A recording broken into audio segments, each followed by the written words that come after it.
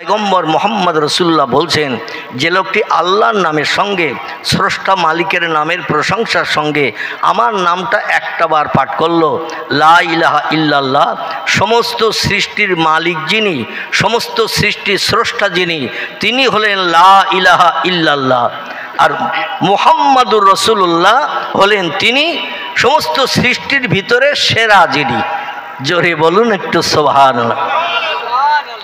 সমস্ত সৃষ্টির মালিক যিনি, সব সৃষ্টিকে বানিয়েছেন যিনি, তিনি হলেন লা ইলাহা ইল্লাল্লাহ। সমস্ত সৃষ্টির ভিতরে সেরার মর্যাদা পেয়েছেন যিনি, ওয়া ইন্নাকা লাআলা খুলুকিন আযীম ওয়া রাফা'না লাকা যিকরাক। চিল্লায়ে বলুন আল্লাহু আকবার। আল্লাহ বলছেন সমস্ত সৃষ্টির ভিতরে সেরার মর্যাদা করে আমি যারে বানিয়েছি তিনি হলেন খাতামান নবিয়িন, শাফিয়াল মুজনাবিন, রাহিতিল আশিকিন, মুরাদিল মুশতাকিন, সিরাজুস সালিকিন, মিসবাহুল মুকাররাবিন, জাদ্দিল হাসান আল হুসাইন, আবিল কাসিম, যার মধুর নাম আল্লাহ পাক কোরআনের ভিতরে কোট করে দিয়েছেন, ওমা মুহাম্মাদুন ইল্লা রাসূলুন। চিল্লায়ে বলুন একটু আল্লাহু আকবার। আরো জোরে বলুন আল্লাহু আকবার। আল্লাহ বলেন, কে হবে তোমাদের ধর্মীয় নেতা, কে হবে তোমাদের রাজনৈতিক নেতা, কে শ্রেষ্ঠ আদর্শবান হবে, কে শ্রেষ্ঠ চরিত্রবান হবে, আমি তার নাম কোরআনে কোট করে দিয়েছি।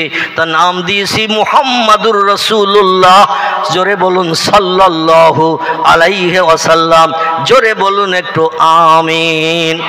সেই নবী বলছেন, যে লোকটি মালিকের নাম, স্রষ্টার নাম একটাবার জবান উচ্চারণ করলো, আল্লাহ ছাড়া প্রভু কেউ নাই, স্রষ্টা মালিক কেউ নাই, আর আমি মুহাম্মদ রাসূলুল্লাহ মালিকের নামের সঙ্গে আমার নামটা যে লোকটি জুড়ে কলেমাটা, সেন্টেন্সটা পরিপূর্ণ পাঠ করলো, লা ইলাহা ইল্লাল্লাহ, কলেমার অর্ধেক হলো, বাক্যের অর্ধেক হলো, আর মুহাম্মদ রাসূলুল্লাহ পড়লেই বাক্যটা সম্পূর্ণ হলো। আমি বলছি আমার নামটা আল্লাহর নামের সঙ্গে যে লোকটি পাঠ করে নিল, আমি মুহাম্মদ রাসূলুল্লাহ বলছি তার আমল নামায় আল্লাহ পাক যদি যাররা পরিমাণ, শস্য দানা পরিমাণ সৎ কাজ, ভালো কাজ যদি আল্লাহ লিপিবদ্ধ করেন, ওয়ায়ুখরিজু মিনান নার, আমি জাহান্নামের আগুন থেকে ওই লোকটিকে টেনে বার করব, আল্লাহর জান্নাতে অ্যাডমিশন করিয়ে দেব। লা ইয়াদখুলুল জান্নাহ, আমি তত সময় পর্যন্ত বেহেশতে ঢুকবো না যত সময় না পর্যন্ত আমার নাম পাঠ করা ব্যক্তিকে জান্নাতে না ঢুকাবো। নারায়ে তাকবীর। তাহলে গুরু নানক বললেন, সময় সুযোগ যদি হাতে পাও, রামকৃষ্ণ পরমহংসদেবের নামের জপ জিকির করতে হবে না, মহাবীরের নামের প্রশংসা করতে হবে না, আচার্য কেশবচন্দ্রের নামের তসবিহ পড়তে হবে না, আরও যত ধর্মীয় নেতা আছে তাদের নামের প্রশংসা করতে হবে না। তোমরা সময় সুযোগ হাতে পেলে যদি তোমরা সময় সুযোগ হাতে পাও, তাহলে আমার মুহাম্মদ রাসূলুল্লাহ সাল্লাল্লাহু আলাইহি সাল্লামের নামের প্রশংসা করো।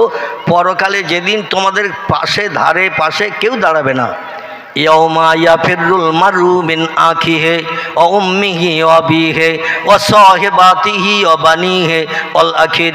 আল্লাহ কোরআনের ১৫০০ বছর আগে তত্ত্ব কোট করে দিয়েছেন, হাসরের মাঠ যেদিন হবে সেদিন স্বামী স্ত্রীকে চিনবে না, স্ত্রী স্বামীর কাছে পরিচয় দেবে না, বাপ ছেলেকে চিনবে না, ছেলে বাপের কাছে পরিচয় দেবে না, ভাই বোনকে চিনবে না, বোন ভাইকে চিনবে না, সন্তান বাপকে চিনবে না, বাপ সন্তানকে চিনবে না।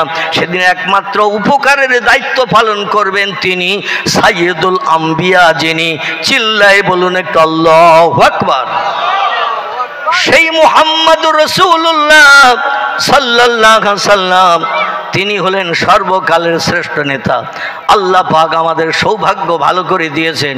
আমরা মুসা নবীর জমানায় আসি নাই, দাউদ নবীর জমানায় আসি নাই, ইয়াকুব নবী, ইউসুফ নবী, হুদ নবী, লুত নবী, সালেহ নবী, জাকারিয়া নবী, ইহ্যা নবী, আইয়ুব নবী, ইউসুফ নবী, কোন নবীর জমানায় আল্লাহ আমাদের দুনিয়ায় না পাঠিয়ে সর্বসেরা পয়গম্বর যারে করেছেন তারই জমানায় আল্লাহ আমাদের পৃথিবীতে পাঠিয়েছেন। এজন্য আমরা সৌভাগ্যবান না দুর্ভাগ্যবান? সৌভাগ্যবান। পয়গম্বর মুহাম্মদ রাসূলুল্লাহ বলছেন, ও আমার উম্মত মণ্ডলীরা, যদি তোমরা আল্লাহর জান্নাত হালাল বানাতে চাও, জাহান্নাম যদি হারাম বানাতে চাও, ইসলাম শরীয়তের স্তম্ভ হলো 5টি। কটি বললাম? ইসলাম শরীয়তের বুনিয়াদ স্তম্ভ হলো 5টি।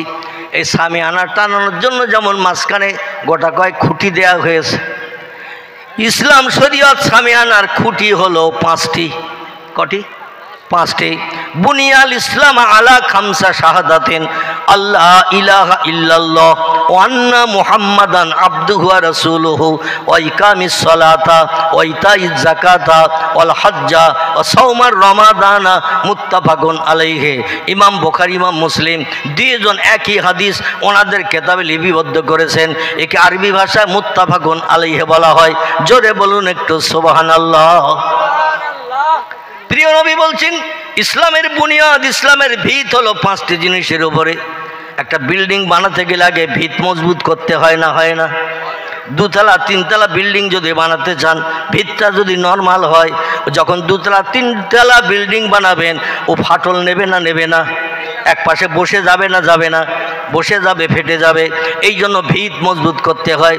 নবী বললেন আল্লাহর জান্নাত যদি হালাল বানাতে চাও, ইসলামের ভিতকে মজবুত করে পাকা করে নাও। আর ভিত মজবুত করে পাকা করে বানাতে গেলে 5টা জিনিস আমল করতে হবে। কটা? 5টা জিনিস আমল করতে হবে। একটি হলো লা ইলাহা ইল্লাল্লাহ মুহাম্মাদুর রাসূলুল্লাহ, এই কলেমা শরীফ পড়তে হবে। বেঈমান আর ইমানদারদের পার্থক্য হলো, ডিভাইডেড হলো এটাই, বেঈমানেরা কলেমা পড়ে না, ইমানদারেরা কলেমা পড়ে। এই জন্য যারা কলেমা পড়ে না, কলেমার দাম দেয় না, এরা হলো বেঈমান। যারা কলেমা পড়ে, কলেমার দাম দেয়, আল্লাহ ছাড়া বিপদে মুসিবতে কারো কাছে হাত পাতে না, কারো কাছে সাহায্য চায় না, এরা হলো ইমানদার। জোরে বলুন আমিন। 1 নম্বরে কোনা আপনার বাধা হয়ে গেল যদি আপনি কলেমাটা পাঠ করেন, কলেমার মর্যাদা যদি দেন। 2 নম্বর ইকামিস সালাত। 2 নম্বরের কোনা হলো সামিয়ানা। 2 নম্বরের কোণ হলো নামাজ আদায় করতে হবে। কি আদায় করতে হবে? নামাজ আদায় করতে হবে। ইসলাম শরীয়তের 2 নম্বরে খুঁটি হলো কলেমা মুখে পড়া যায়, কিন্তু নামাজ পড়তে গেলে একটু পরিশ্রম করতে হয় না? হয় না? নামাজ পড়তে গেলে, নামাজ আদায় করতে গেলে পরিশ্রম করতে হয়। আল্লাহ নবী বললেন 2 নম্বরের পিলিয়ারের নাম, খুঁটির নাম সামিয়ানার কোণের নাম হলো নামাজ। আচ্ছা, নামাজ কোন জায়গায় পড়া উত্তম? কথা বলেন। সবাই একমত না ঘরে বারান্দায় পড়া ভালো? কোথায়? মসজিদে। রাসূল বলছেন খায়রুল বিকায়ে মাসাজিদুহা ওয়া শাররুল বিকায়ে আসওয়াকুহা। তাম পৃথিবীতে যদি কোনো উত্তম ভালো জায়গা থাকে, সেই জায়গাটির নাম হলো মসজিদ। কি নাম বললাম? নবী বলছেন তাম পৃথিবীতে যদি কোনো উত্তম দামি ভালো জায়গা থাকে, সেই জায়গাটির নাম হলো মসজিদ। শাররুল বিকায়ে আসওয়াকুহা, আমাদের কাছে যে জায়গাটা সব থেকে প্রিয়, যে জায়গাটা সব থেকে বেশি পছন্দনীয়, যে জায়গায় আমরা ঘন্টার পর ঘন্টা বসে থাকতে পছন্দ করি, চাই, পয়গম্বর বলছেন ওই জায়গাটা হলো সব থেকে নিকৃষ্ট খারাপ জায়গা। চিল্লাই বলুন আমিন। নবীর কথা সত্য না মিথ্যা? একটু আগে কিন্তু আপনারা বলেছেন নবীর কথা সত্য। এবার আমি তথ্য দেই, দেখুন তো একটি নবীর কথা কেমন সত্য আপনার কাছে বিবেচিত হয়। রাসূল বলছেন শাররুল বিকায়ে আসওয়াকুহা, পৃথিবীতে সব থেকে নিকৃষ্ট খারাপ জায়গার নাম হলো মার্কেট, বাজার। সব থেকে খারাপ জায়গার নাম রাসূল বলছেন। ইংরেজিতে যারে মার্কেট বলা হয়, বাংলায় যারে বলা হয় বাজার। নিত্য প্রয়োজনীয় জিনিসপত্র যেখানে গেলে ক্রয় করতে সুবিধা পাওয়া যায়, নিত্য প্রয়োজনীয় জিনিসপত্র যেখানে গেলে পাওয়া যায়, এরে আমরা মার্কেট বা বাজার বলি। ঠিক না ভুল? রাসূল বলছেন বাজারটা হলো পৃথিবীতে সব থেকে নিকৃষ্ট খারাপ জায়গা। আচ্ছা, আপনার মগজের সঙ্গে একটু অ্যাডজাস্ট করেন তো, কথাটা সত্য বলেছে না মিথ্যা বলেছে পয়গম্বর? কি বলেছে? মিথ্যা বলেছে না সত্য বলেছে? আচ্ছা, সত্য যদি বলে তাহলে বাজার খারাপ জায়গা নবী বলেছেন, তাহলে বাজারে না যাওয়া ভালো তো নাকি? কি কথা বলেন? আলহামদুলিল্লাহ, আমার সামনের ভাই উপযুক্ত তথ্যটি তিনি পরিবেশন করেছেন। আপনাদের মগজে হয়তো ওই তথ্যটা আসে নাই। আমার ভাইরা, পয়গম্বর বলছেন বাজার হলো নিকৃষ্ট খারাপ জায়গা, আর খারাপ জায়গায় আমরা যাব না। এই চিন্তা ভাবনা যদি নিই, তাহলে বাজারে যদি না যাই, সবজি তরকারি মাছ গোশ কিছুই তো কেনা যাবে না, ডিম টিম কিছুই কেনা যাবে না, তেল নুন ঝাল পেঁয়াজ কিছুই তো কেনা যাবে না। আর কিছু কিনে না আনলে বাড়িতে রান্না বান্নাও তো হবে না। আর না খেয়ে কি কেউ বেঁচে থাকতে পারবে? কথা বলে, না খেয়ে তো কেউ বেঁচে থাকতে পারবে না। তাহলে বাজারে তো যেতেই হবে, কারণ মালমাত্তা বাজারে গেলে পাওয়া যায়। আর বাজার তো খারাপ জায়গা, পয়গম্বর বলেছেন। আসলে পয়গম্বর বলছেন বাজার এই জন্য খারাপ, ওখানে গালিগালাজ হয়, ওখানে কিলোকিলি হয়, ওখানে মিথ্যা কথা বলা হয়, একেবারে ঝগড়া ঝঞ্ঝাট করে, ওখানে অশান্তির দাবানলের আগুন জ্বলে। এই জন্য মার্কেট বাজারে বেশি সময় থেকো না, প্রয়োজনীয় জিনিসটা যতটুকু সময় লাগে ক্রয় করেই ঘরে ফিরবে। ওখানে বেশি সময় থাকলে কিন্তু তোমার ঈমান শয়তান বরবাদ করে দেবে, তোমার ঈমান বরবাদ করে দেবে। বেশি সময় বাজারে থাকলে তোমাকে বেঈমান বানিয়ে দেবে, খারাপ কাজ করাবে, খারাপ গালিগালাজ করাবে, একে অপরের সঙ্গে হাতাহাতি করাবে, একে অপরের সঙ্গে ঝগড়াঝাটি বাঁধাবে। শয়তানের কাজ হলো কুমন্ত্রণা, ধোঁকা দিয়ে মানুষকে খারাপ কাজ করানো, কুপথগামী করানো। পয়গম্বর বলছেন যতটুকু সময় লাগে মার্কেটে বাজারে যাও, মালটা ক্রয় করে নিয়েই ঘরে ফিরে এসো, বেশি সময় বাজারে থেকো না। সময় যদি হাতে থাকে তাহলে ওইখানে যাও যে জায়গাটা তামাম পৃথিবীতে সব থেকে উত্তম, সেই জায়গার নাম কি? মসজিদ।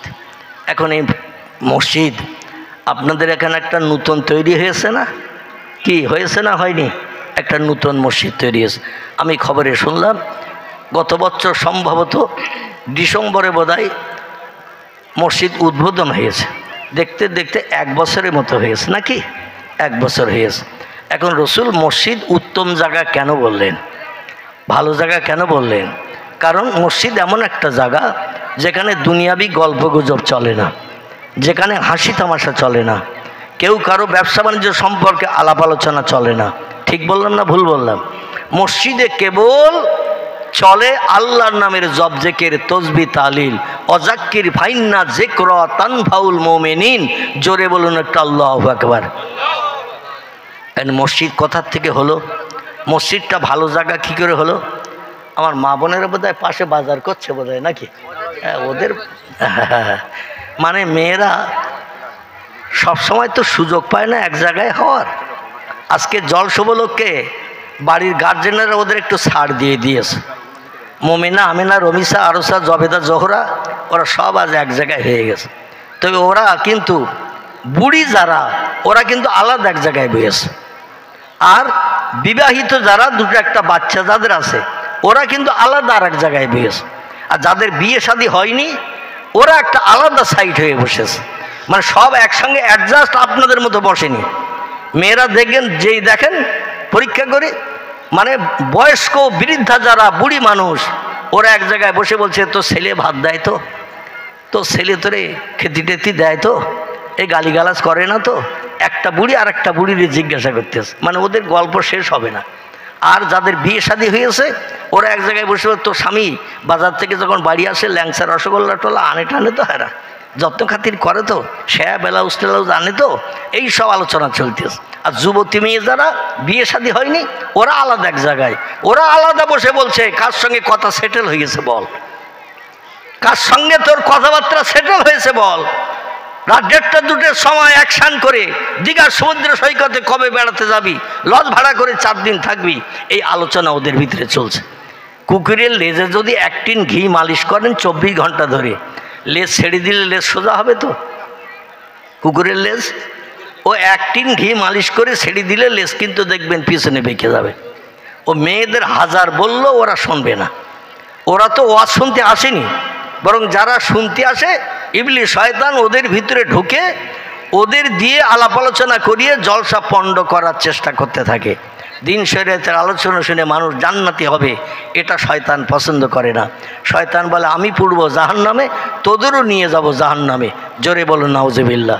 তবে আপনাদের গ্রামের মা বোনেরা ভালো, এদের নামে বদনাম দেব না, এদের ঘিটি বলার দরকার হবে না। একবার বলে দিলেই আর ওদের আওয়াজ পাওয়া যাবে না। এ ঠিক বললাম না ভুল বললাম? এই গ্রামের মা বোনেরা ভালো, একটাবার বলে দিলে ওরা আর কথা বলবে না। পান্ডেল ভেদ করে আওয়াজ এদিকে আর আসবে না।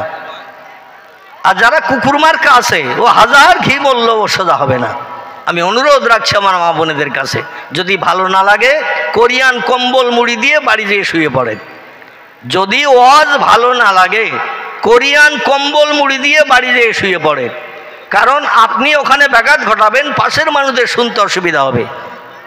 আল্লাহ কোরআনে বলছেন বিসমিল্লাহির রহমানির রহিম ফাইজা কুরিয়াল কোরআনু ফাসতামিউ লাহু ওয়া আনসিতু লাআল্লাকুম তুরহামুন।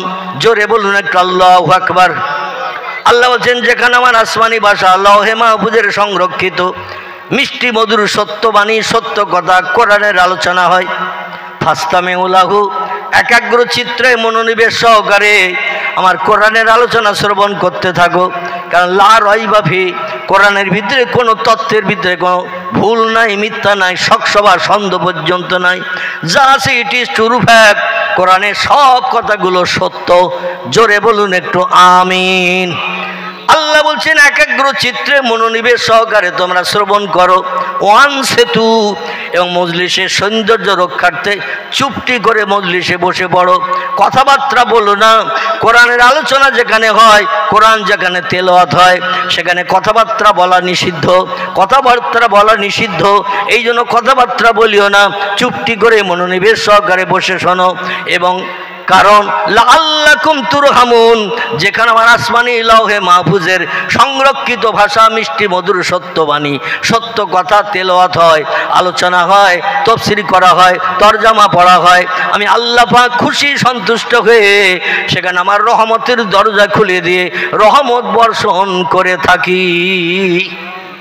জোরে বলুন একটু সুবহানাল্লাহ। আমার ভাইরা, এই জন্য আমি যে কথাটা বলছিলাম, মসজিদ কোথার থেকে কিভাবে আসলো। মসজিদ হলো পৃথিবীতে উৎকৃষ্ট জায়গা। আমি একটু কোরআন পাকের একটি আয়াত বক্তৃতার প্রারম্ভে আপনাদের কাছে রেখেছিলাম। এত সময় লেগে গেল একটু চাষ দিয়ে জমিটা তৈরি করতে। মানে ঘাস বাগানে তো দানা ছড়ালে চারা হবে না, হবে? ঘাস বাগানে জঙ্গলে যদি দানা ছড়ানো হয় চারা হবে? এই জন্য একটু ট্রাক্টর দিয়ে জমি আগে চষে নিতে হয়, ঘাস মেরে নিয়ে যদি দানা ছড়ানো হয় একটা দানাও আর বীজ যাবে না। ঠিক বললাম না ভুল বললাম? আমার একটু চষতে ট্রাক্টর দিতে এত সময় লেগে গেল। এবার আসুন কোরআনের আমি তরজমা ব্যাখ্যা আপনাদের কাছে সংক্ষেপে রাখি, তারপর ইনশাল্লাহ কর্তৃপক্ষদের বক্তব্য মোতাবেক আমরা শেষ দোয়ার দিকে এগিয়ে যাব। সকলে বলুন আমিন।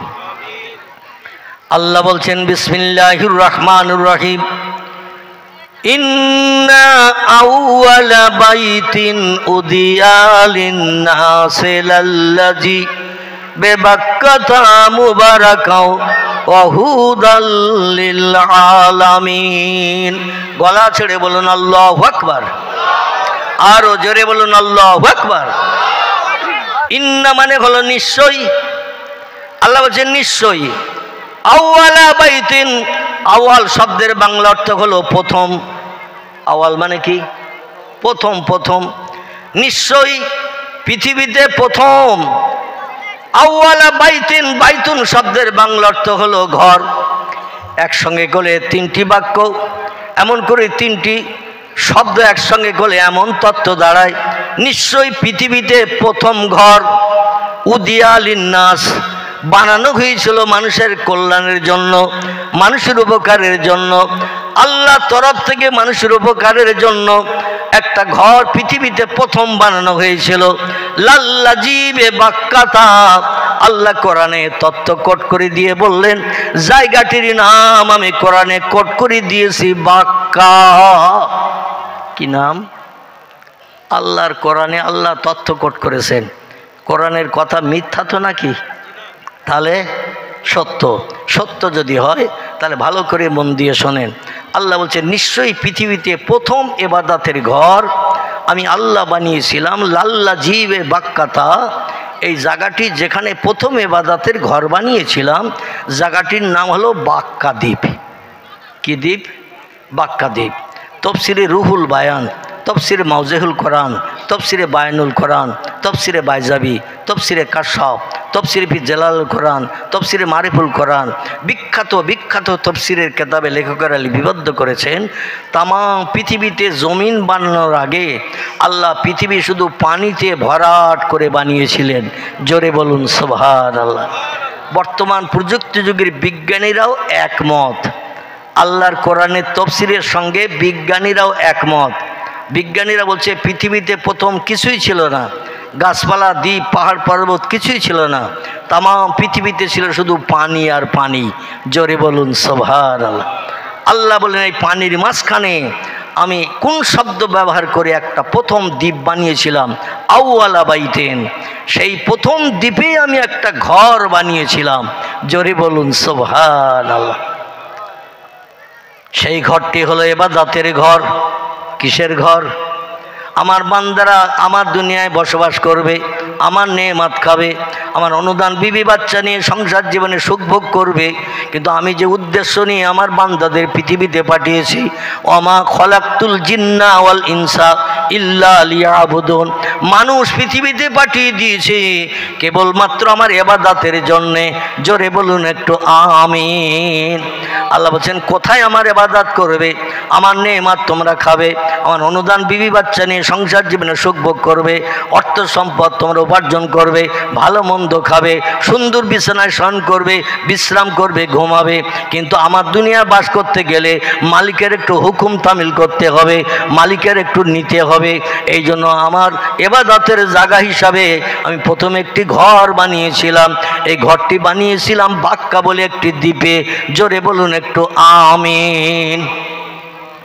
এখন আমি যদি আপনাদের কাছে জিজ্ঞাসাবাদ করি, এই বাক্কা দ্বীপটা পৃথিবীর কোন দেশের কোন জায়গা, তথ্য কি দেবেন? আমার ভাইরা, আল্লাহ পাক রব্বুল আলামিন বলছেন ইন্নামা আমরুহু ইযা আরাদা শাইয়ান আইয়াকুলা লাহু কুন ফায়াকুন।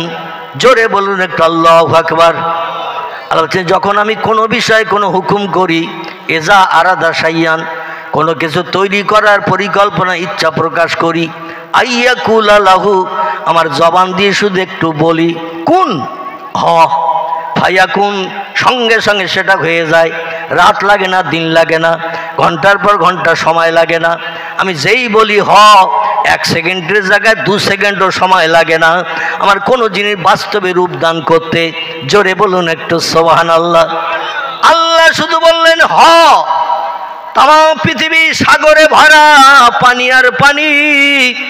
এই পানির মাঝখানে আল্লাহ পাক কোন শব্দের মাধ্যম দিয়ে একটা বালির দ্বীপ, কাকুরের দ্বীপ, পাথরে কুচির দ্বীপ বানিয়েছিলেন। এই দ্বীপটির নাম হলো বাক্কা দ্বীপ।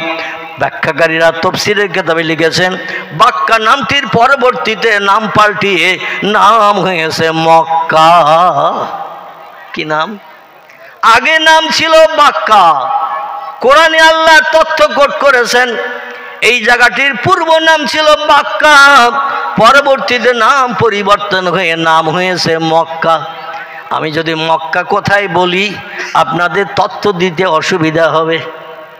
মক্কা হলো সেই জায়গা, সৌদি আরবের একটি জায়গা যেখানে পয়গম্বর মুহাম্মাদুর রাসূলুল্লাহ সাল্লাল্লাহু আলাইহি সাল্লাম মায়ের উদর থেকে পৃথিবীতে ধরার বক্ষে ভূমিষ্ঠ হয়েছিলেন।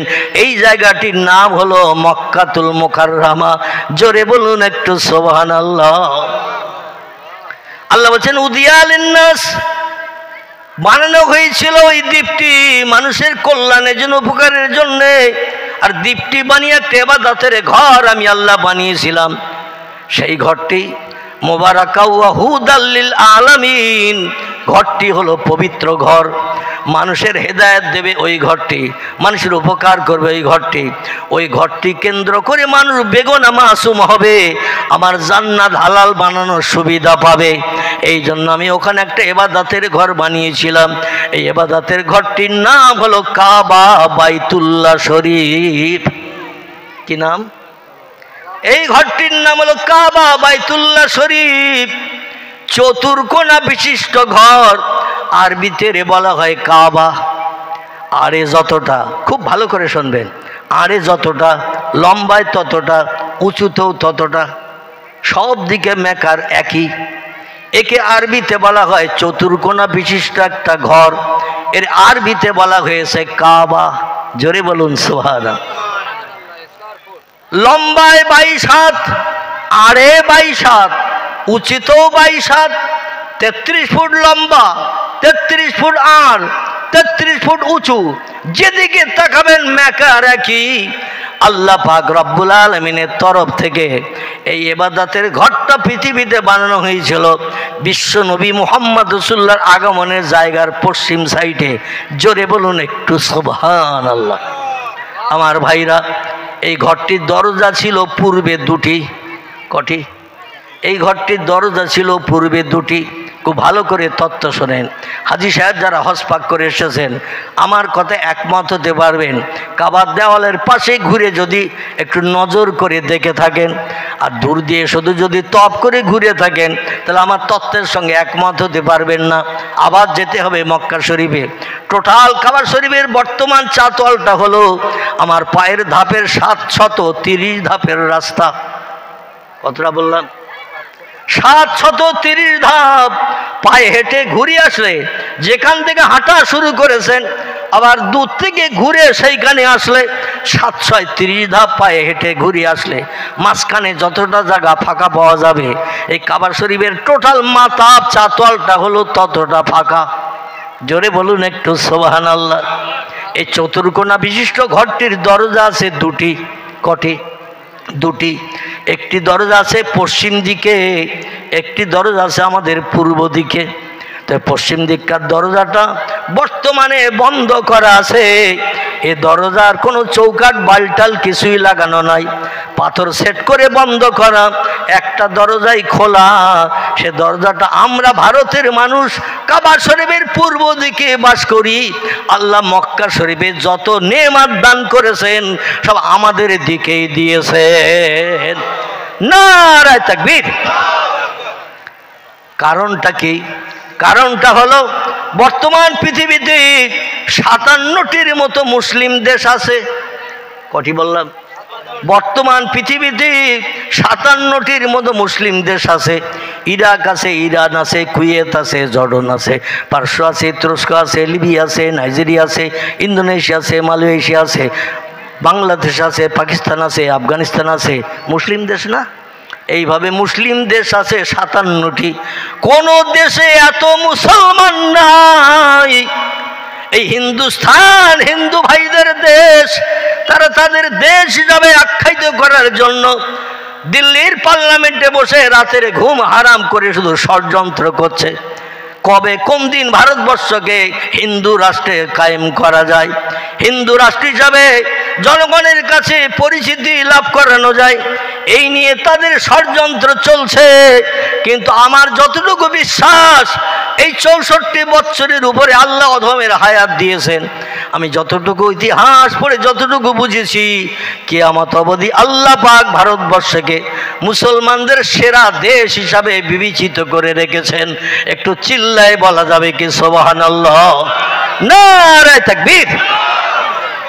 যত পৃথিবীতে মুসলিম দেশ আছে কোন দেশে এত মুসলমান নাই।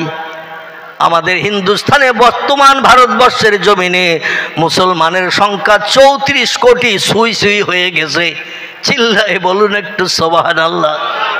আমাদের পাশে বাংলাদেশ, মুসলিম দেশ, শতকরা 96% মুসলমান বাস করে। ওদের দেশের মুসলমানের সংখ্যা 17.5 কোটি। আমাদের ভারতের উত্তর পশ্চিমে পাকিস্তান, তাদের দেশের মুসলমানের সংখ্যা 13.5 থেকে 14 কোটি। আফগানিস্তানে চলে যাবেন, সেখানে 5.5 থেকে 6 কোটি। ইরাকে চলে যাবেন 1.5 থেকে 2 কোটি। ইরানে যাবেন 2.5 থেকে 3 কোটি। সিরিয়ায় যাবেন, কুয়েতে যাবেন, জর্ডনে যাবেন, পারস্যে যাবেন, তুরস্কে যাবেন 3 কোটি, 4 কোটি, 5 কোটি, 7 কোটি। এর বেশি কোনো দেশে মুসলমান নাই। আর যে দেশটা হিন্দু দেশ, হিন্দুস্তান হিন্দুদের দেশ, আল্লাহ সেই দেশে মুসলমানের সংখ্যা ইঁদুরের বাচ্চার মতো বাড়াতে বাড়াতে আমাদের সংখ্যা বানিয়েছেন 34 কোটি সুই সুই। চিল্লায়ে বলুন একটু আমিন। এই জন্য মক্কা শরীফে আল্লাহ যত নেয়ামত দিয়েছেন, নবীর উম্মত এই দেশে সব থেকে বেশি। পৃথিবীর কোন দেশে নবীর উম্মত এত বেশি নাই, সব থেকে বেশি উম্মত এই দেশে বাস করছে। হাসরের মাঠে পয়গম্বর মুহাম্মদ রাসূলুল্লাহর মুখ উঁচু করে দাঁড়ানোর দায়িত্ব নেবেন ভারতের মুসলমানেরা। কোন নবী হাসরের মাঠে উম্মতদের দেখিয়ে আল্লাহর কাছে সংখ্যার দিকে গর্ব করতে পারবে না। সব নবীর উম্মত হাসরের মাঠে সংখ্যায় নগণ্য হবে, আর আমাদের পয়গম্বর উম্মতের সংখ্যা সব নবীর থেকে বেশি হবে ভারতের মুসলমানদের মাধ্যম দিয়ে। জোরে বলুন একটু সুবহানাল্লাহ।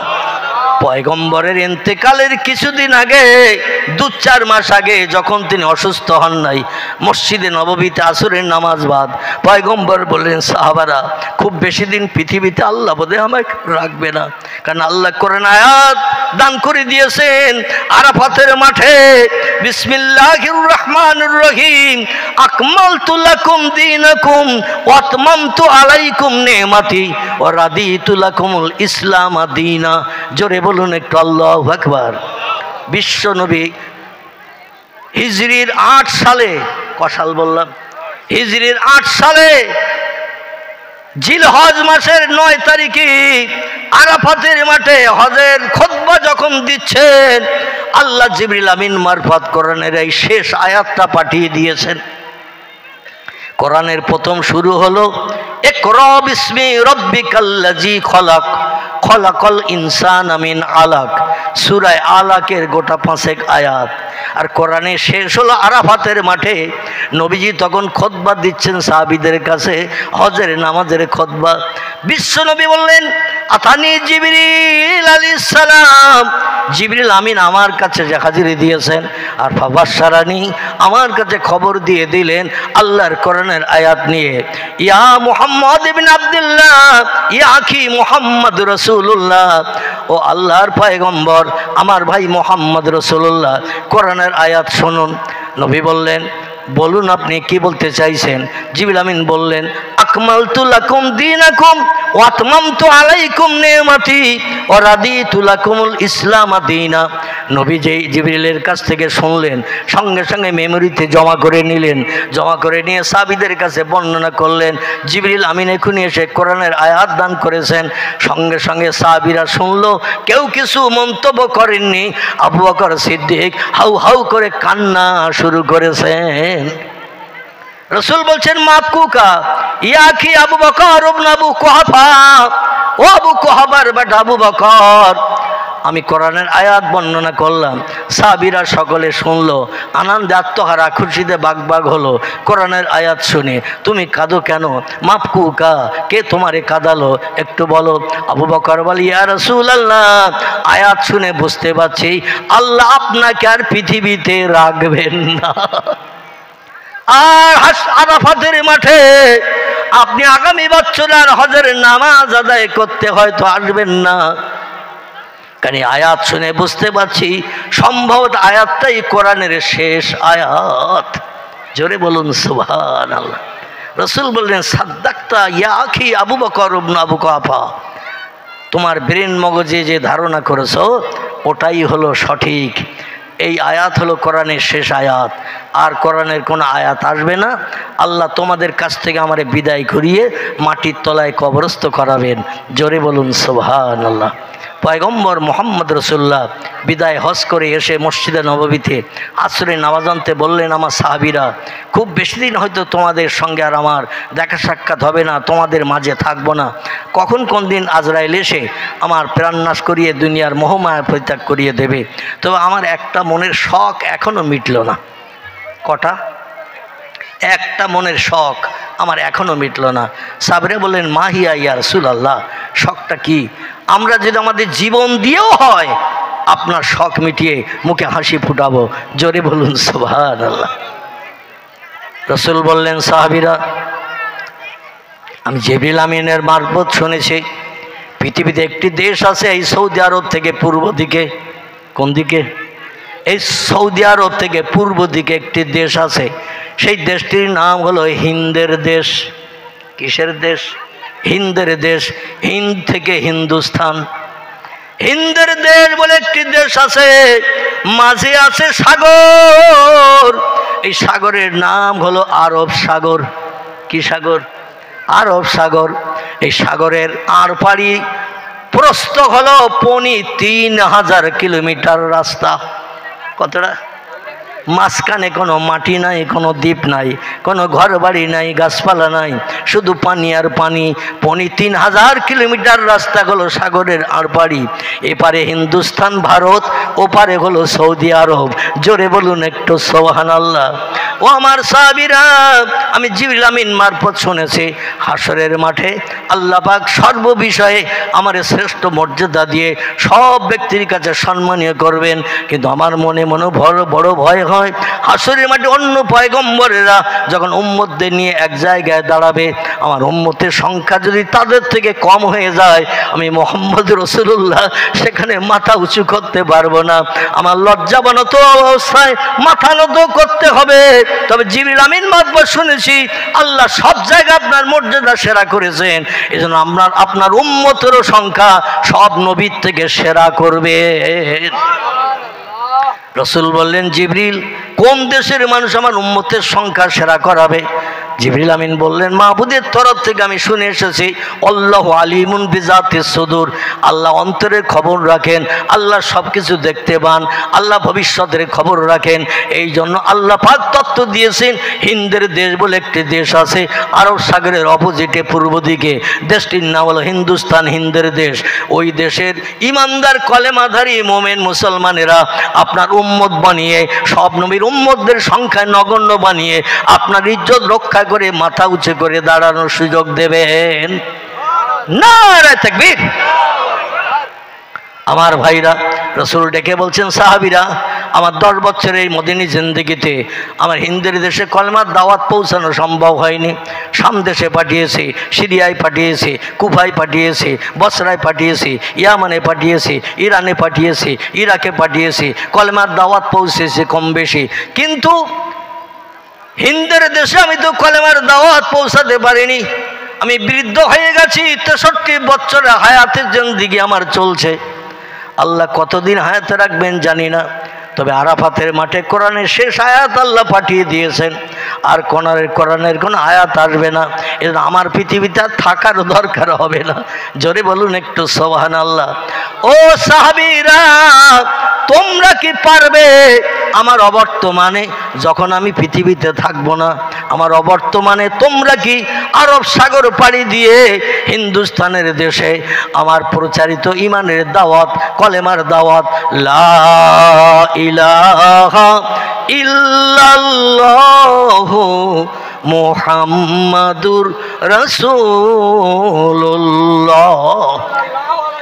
এই কলেমার দাওয়াতটা হিন্দুস্তানের দেশে গিয়ে পৌঁছাতে পারবে? ও দেশে যদি কলেমার দাওয়াত যায়, ও দেশের হাজার হাজার মানুষ, দলে দলে মানুষ কলেমা পাঠ করে আমার উম্মতের সংখ্যার দিকের গর্ব করানোর সুযোগ করে দেবে।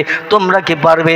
সাহাবীরা বলে, ইয়া রাসূলুল্লাহ, আমরা যতদিন হায়াতে বেঁচে থাকবো আপনার দাবিটা পূরণ করার জন্য আমরা সচেষ্ট হব।